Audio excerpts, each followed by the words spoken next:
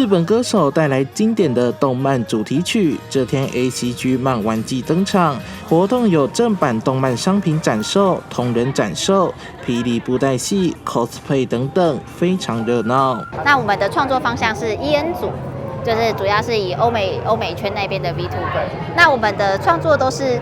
会以日式为主题，就像我们第一本的话是有日本忍者跟武士，那第二本是日本妖怪。变装的秘术修炼场，可以让大家呢一起在这个地方体验一起玩 cosplay 的感觉，就像一个修炼场一样，可以休息啊，也可以拿起武器拍你想要的动作。这是台南首度举办 ACG 活动，以二创为主，包含知名动漫 IP 和表演等多元面向，宛如嘉年华会，替台南注入丰富的娱乐价值。台南比较多都是小众，一般这种有比较多元融合多元的动漫季，通常都会跳过台南。比如说他们可能像国际动漫节，可能就是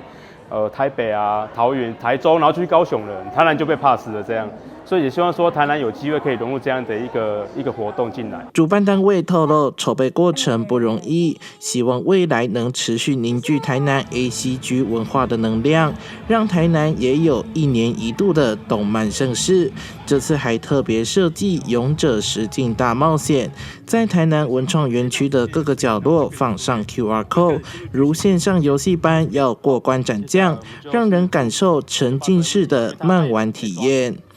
记者宋怀台南报道。